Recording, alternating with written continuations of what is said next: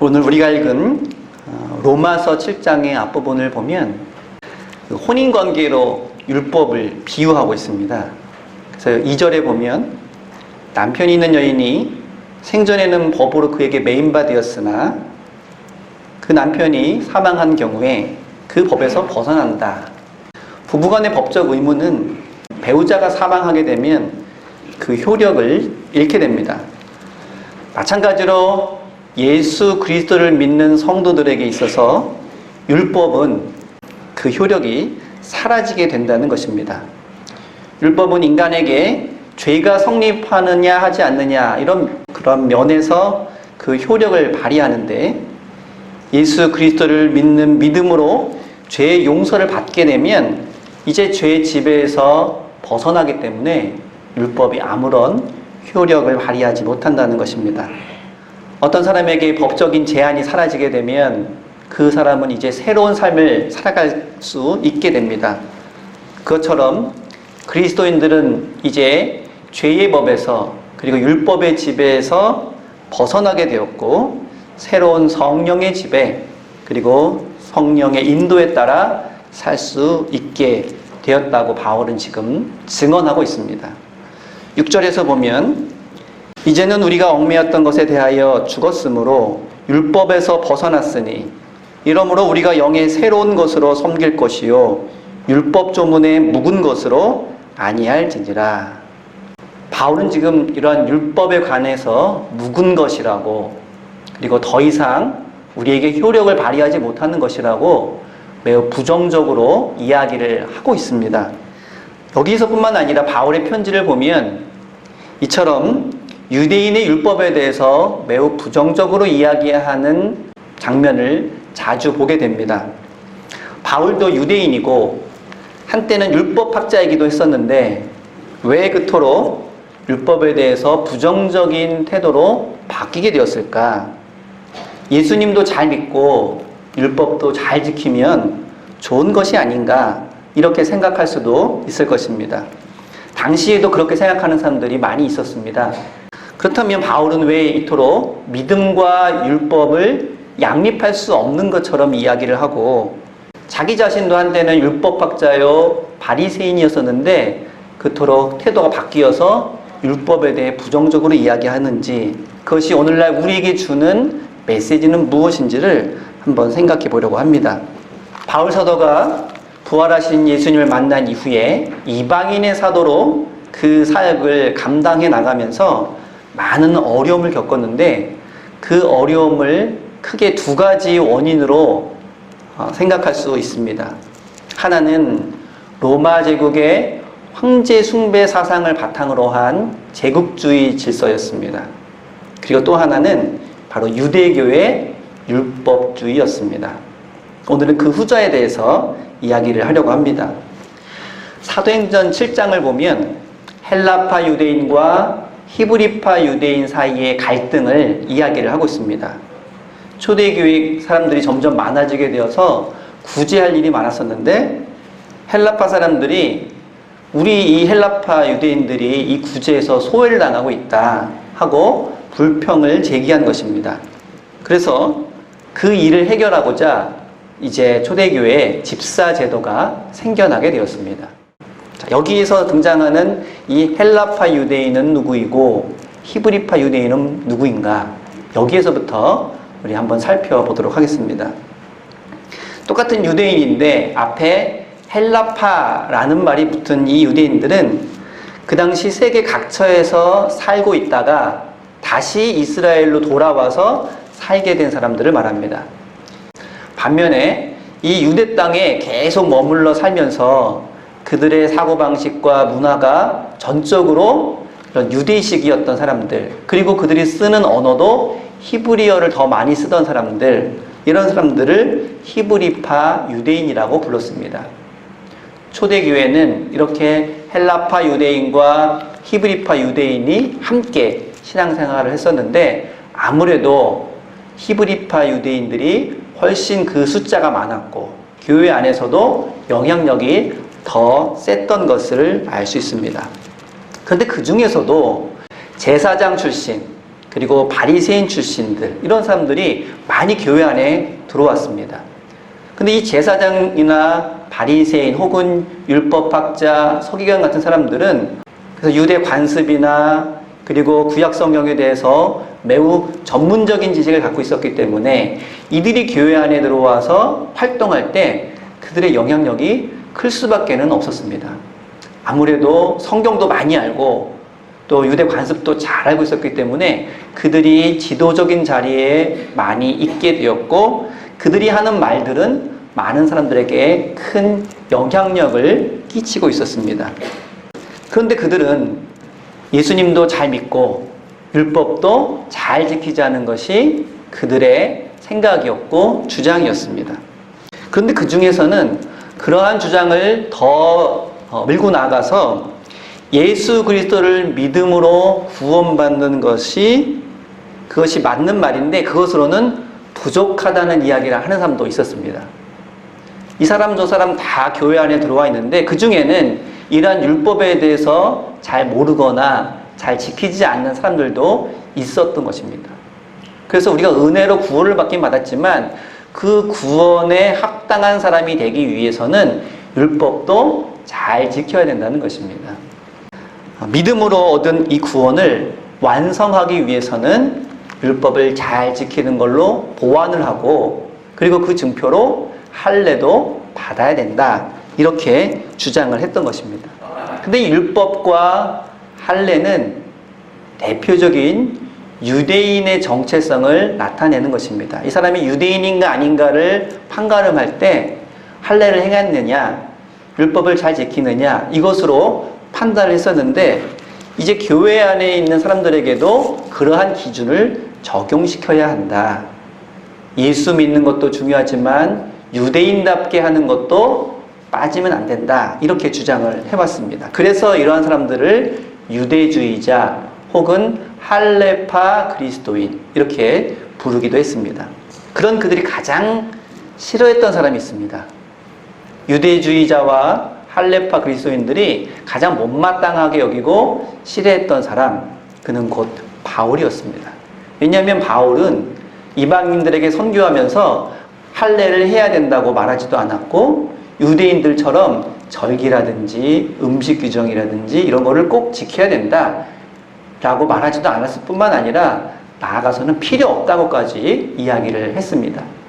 그러니 이 유대주의자들, 할례파 그리스도인들이 보기에 바울이 전하는 복음은 뭔가 부족한 반쪽짜리 복음처럼 들렸던 겁니다.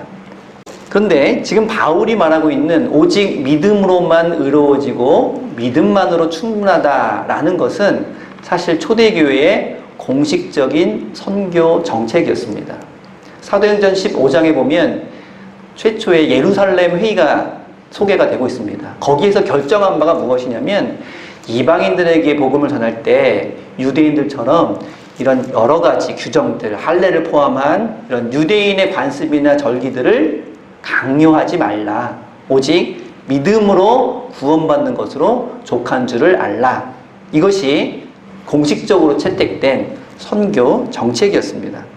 그럼에도 불구하고 이 유대인 출신의 유대주의자들과 할례파 그리스도인들은 바울처럼 할례도 무시하고 율법도 무시하면 그럼 우리가 다 이방인처럼 그렇게 막 살아도 된다는 말이냐? 하나님께서 할례도 주시고 율법도 주셨는데 이 할례와 율법을 우리에게 주신 하나님을 무시하는 것이 아니냐? 자, 이런 식으로 이야기를 했습니다. 굉장히 설득력 있는 말처럼 들립니다. 그래서 유대인뿐만 아니라 이방인 출신 혹은 해외에서 살다가 다시 이스라엘 땅으로 온 할례파 유대인들도 그 말을 듣고 보니까 그럴듯했습니다. 왜냐하면 많은 사도들도 그리고 예수님도 구약 성경을 인용하면서 하나님의 뜻을 전하는 일이 많았는데, 그러면 구약 성경에 있는 그런 내용들이 매우 중요한 것이고 그 구약 성경 중에서도 할례와 율법은 매우 강조되어 왔던 전통이기 때문에 그것을 우리가 무시하면 하나님을 무시하는 게 아닌가라는 생각을 할 수밖에 없었기 때문입니다. 그래서 이 바울을 반대하는 이 할례파 그리스도인들은 이제 작정하고 바울 반대 운동을 벌여나갔습니다. 그래서 바울이 이방의 여러 지역을 다니면서 교회를 개척하고 나면 이 사람들이 쫓아다니면서 전에 바울이 전했던 그 복음은 뭔가 부족한 것이다. 그래서 우리가 그 부족한 것을 채워주겠다 하면서 이 유대주의를 그리고 할례와 율법을 강조하고 다녔던 것입니다. 그리고 그것을 자신들의 사명으로 여겼습니다. 바울도 그런 사실을 알고 매우 괴로워했습니다. 왜냐하면 같은 그리스도인들끼리 힘을 합해서 복음을 전해도 여러 가지 어려운 일들이 많은데 교회 내에서 이렇게 율법을 가지고 논쟁한다고 하는 것이 굉장히 그에게는 괴롭고 힘들고 껄끄러운 그런 문제였기 때문입니다. 그렇다고 해서 바울의 사도성도 부정하고 예루살렘 회의에서 공식적으로 채택한 선교 정책에 정면으로 위배되는 그 사람들의 이야기를 그냥 놔둘 수도 없는 노릇이었습니다. 그리고 많은 사람들이 그런 할레파 그리스도인들이 하는 이야기를 듣고 그것이 정말 그럴듯하다 해서 너도 나도 할례를 받으려고 하고 유대인의 관습을 지키려고 하는 것 때문에 정작 본질적인 믿음에 대해서는 소홀히 여기고 이방인들을 감당할 수 없는 그러한 짐을 지게 만들었던 것입니다. 그래서 많은 이방인들이 교회에 나오려고 하다가도 그 율법의 짐 때문에 할례도 받아야 되고 절기도 지켜야 되고 음식 규정도 지켜야 되는 그러한 일들 때문에 교회에 들어오는 것을 꺼려하는 일들도 실제로 많이 있었습니다. 바울은 그러한 일들을 두고 볼 수 없어서 그의 편지에마다 유대주의자들과 할레파 그리스도인들이 하는 주장에 대해서 반박해왔던 것입니다. 바울의 입장은 간단합니다. 하나님의 백성이 되는 것은 오직 십자가에서 죽으시고 부활하신 예수 그리스도를 믿는 것으로 충분하다는 것입니다. 바울이 그렇게 말하는 이유는 무엇일까요? 만약 예수 그리스도를 믿는 그 믿음 외에 할례라든지 절기라든지 음식 규정이 꼭 필요하다고 끼워 넣게 되면 그 끼워 넣은 만큼 예수 그리스도의 십자가와 그리고 부활로 구원 얻는다고 하는 것은 그만큼 불완전하다는 결론에 이르게 됩니다. 바울은 예수 그리스도의 복음이 단 1%라도 부족하다고 말하는 것은 용납할 수가 없었던 것입니다. 예수님께서 십자가를 지시고 부활하심으로 그것을 믿는 이에게 주시는 그 구원의 은혜는 100%이기 때문입니다. 그리고 누구보다 바울은 그러한 잘못된 생각으로 이미 그리스도인들을 핍박했었고 그리고 부활하신 예수를 만나서 그것이 얼마나 잘못되었는가를 뼈저리게 경험했던 사람이기 때문에 또 다른 그런 오류와 왜곡을 두고 볼 수 없었던 것입니다. 다른 말로 하면 본질이 아닌 것으로 본질을 훼손하는 일이 발생하고 말았던 것입니다. 바울이 예수님 만난 이후에 목숨 걸고 할례를 반대하고 율법을 반대한 이유가 바로 이것 때문입니다. 복음의 본질과 복음의 핵심은 오직 믿음으로 말미암아 의로워진다는 것입니다. 그런데 할레파 그리스도인들은 이것을 망각하거나 왜곡해 왔기 때문에 지금 오늘 본문에서도 그것은 구습이며 낡은 것이며 이제 우리는 성령의 새로운 것으로 하나님을 섬기고 교회를 섬겨 나가야 된다라고 말하고 있습니다. 그런데 안타깝게도 바울이 이렇게 반대하였던 율법과도 같은 그러한 일들이 교회 역사는 계속 반복되어 왔습니다. 쉽게 말하면 믿음 말고 뭔가 자꾸 다른 것을 끼워 넣으려고 하는 그러한 시도를 계속해서 해왔던 것입니다. 예를 들면 중세 카톨릭에서는 금식, 고행, 혹은 헌금, 봉사 이런 것을 통해서 구원을 완성할 수 있다라고 이야기를 해왔습니다. 금식을 많이 해야 믿음이 완성된다. 헌금을 많이 해야 부족한 믿음이 채워진다. 등등의 말을 해왔던 것입니다. 가장 대표적인 것이 바로 면죄부입니다. 카톨릭에서는 죄를 자기가 지었다고 고백을 하는 고해성사가 있는데 그럼 고해성사를 하는 이에게 사제들이 그 죄를 용서를 해줍니다. 대신 조건이 있습니다. 봉사를 많이 한다든지 고행을 한다든지 아니면 특별한 일을 한다든지 뭐 시편을 낭송한다든지 하는 그런 조건이 따라 붙습니다. 그런데 나중에 그러한 것들을 대신해주는 면죄부를 사면, 내가 면죄부를 돈을 주고 사면 해야 되는 고행이나 뭐 봉사활동 이런 것들을 안 해도 된다는 그러한 제도가 생겨나기 시작을 합니다. 그래서 번거롭게 이것저것 하는 것보다 돈 주고 면죄부를 사는 것이 훨씬 손쉽기 때문에 많은 사람들이 면죄부를 구입을 했습니다. 교회는 이것이 우리의 새로운 자금줄이라는 것을 깨닫고 면죄부 판매에 열을 올리기 시작했습니다. 본질적이지 않은 것이 본질을 훼손하기 시작했던 것입니다. 그로 인해서 종교개혁이 일어나게 되었고 이것은 교회 역사 가운데 매우 수치스러운 일이 되어버리고 말았습니다. 이러한 왜곡, 본질이 아닌데 본질인 것을 오히려 훼손해버리는 이러한 왜곡은 중세 시대 때뿐만 아니라 지금도 많이 벌어지고 있다. 많은 분들이 이런 지적을 하고 있습니다. 자, 예를 들면 어떤 사람들은 예수 믿고 열심히 신앙생활을 하는 것은 좋은데 우리 교단에 와야 더 잘할 수 있다. 이렇게 말하는 사람들이 있습니다. 자, 그 말은 반대로 놓고 생각하면 다른 교단 다니면 신앙생활도 잘 못하고 은혜도 없고 심하면 구원도 못 받는다. 이런 말입니다. 저는 실제로 그런 이야기를 참 많이 들었습니다. 제가 신학교 다닐 때 가끔 다른 교단의 다른 교회를 예배에 참석한 적이 있습니다. 그때마다 들었던 이야기가 이렇게 자기 교단에 대해서 우월하게 이야기를 하면서 꼭 다른 교단을 깎아내려요. 그 깎아내리는 대상 중에 가장 많이 언급되는 교단이 바로 기장교단이었습니다. 이런 일들은 교회의 규모나 교인의 숫자나 혹은 예산을 가지고 이야기할 때도 마찬가지로 발생을 합니다. 그래서 그런 이야기들도 거꾸로 말하면 저 지방이나 농어촌에 있는 작고 어려운 교회는 신앙생활도 잘 못하고 은혜도 없고 또 하나님도 별 볼 일 없이 바라보신다 라는 식으로 들릴 수 있게 됩니다. 그렇지 않아도 농어촌 지역에서는 급격한 인구 감소로 여러 가지 어려움을 겪고 있는데 이러한 식으로 도시에서 급성장한 교회들이 마치 하나님이 그 교회에만 특별히 관심을 가지시고 그 교회만 신앙생활 잘하는 것처럼 이렇게 언급하다 보면 본의 아니게 상처를 주는 그런 일들도 많이 있음을 우리는 꼭 기억해야 될 것입니다. 또 어떤 목사님은 우리 한국교회의 담임 목사님을 청빙하는 문화에도 이러한 문제가 있다.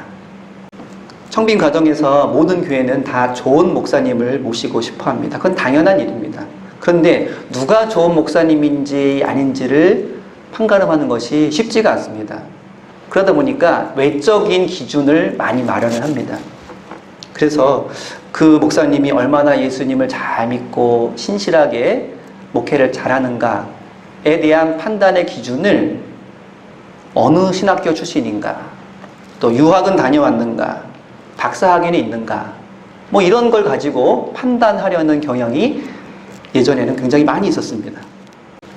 많은 교회에서 그러한 비본질적인 것에 더 관심을 두자 어떤 일이 일어났냐면 목사님들이 기회만 되면 유학을 가려고 하고 기회만 되면 박사학위 받으려고 하는 그러한 풍조가 일어났던 것입니다. 교회에 더 많은 분들이 출석하시고 교회가 성장하고 예산도 많아지고 그런 것도 매우 중요합니다. 하지만 그 모든 것은 본질에 충성하는 가운데, 본질에 충실한 가운데 이루어져야지 편법이나 비본질적인 것을 더 앞세우면서까지 해서는 안 된다는 것입니다. 우리는 이번 코로나 사태로 인해서 이러한 문제에 대해서 고민하고 있습니다. 지금까지 비본질적인 것에 우리가 더 관심을 두었던 것은 아닌가. 예배란 무엇이고 선교란 무엇이고 목회가 무엇인지를 아주 근본적으로 다시 고민하고 그것을 나누는 그런 자리도 많이 생겨났습니다. 이제 핸드폰 하나만 있으면 수만 명의 사람과 소통할 수 있는 이러한 시대에 지금까지 교회에서 자랑해왔던 그런 비본질적인 것은 그렇게 큰 의미가 없다는 것을 우리는 다시 한번 깨닫게 되었고 오직 예수 그리스도 한 분만으로 충분하다는 것이 무엇인지를 깊이 생각하게 되었습니다. 그리고 어느 때보다 새로운 길을 모색해야 하는 그러한 과제를 우리는 안게 되었고 고민을 하게 되었습니다. 그런데 모든 사람들이 다다른 결론이 하나 있습니다.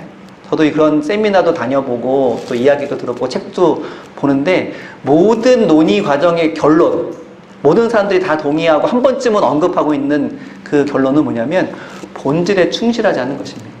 지금까지 이것도 해보고 저것도 해보고 프로그램, 이벤트 뭐 등등 많이 했지만 이제 그런 모든 것들을 할 수 없는 지경이 된 이때에 남아있는 그 본질에 더욱 충실한 것만이 이러한 일들을 이겨나가고 새로운 길을 찾아갈 수 있는 그러한 기회가 될 수 있다는 것입니다.